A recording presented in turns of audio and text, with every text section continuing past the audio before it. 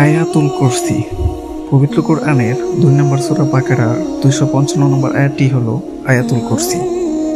সবচেয়ে ফজিলত ও গুরুত্বপূর্ণ আয়াতটি হলো আয়াতুল কুরসি।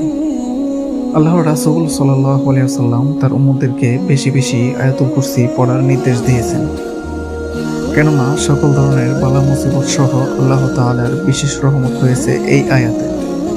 তাই প্রত্যেক মুসলমান নবী করিম সাল্লাল্লাহু আলাইহি ওয়াসাল্লামের নির্দেশে প্রতি ওয়াক্ত নামাজের ফরজ সালাতের পর একবার আয়াতুল কুরসি পড়তেন।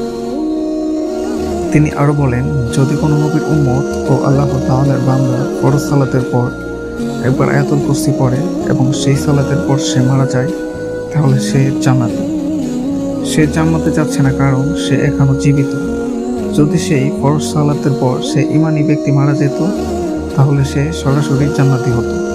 তাহলে বোঝাই যাচ্ছে যে আয়াতুল কুরসি কতটা ফজিলত সম্পন্ন। তাহলে চলুন আয়াতুল কুরসি দোয়া সম্পর্কে জানা যাক।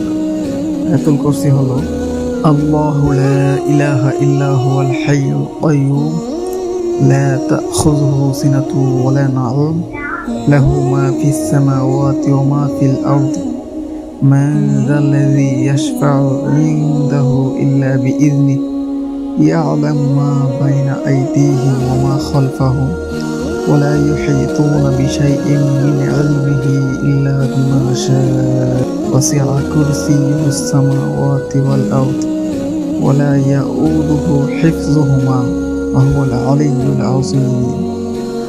বাংলা অনুবাদ, আল্লাহ ছাড়া কোনো উপাস্য নেই, তিনি জীবিত সবকিছুর ধারক। তাকে তন্দ্রাও স্পর্শ করতে পারে না এবং নিদ্রাও নয়।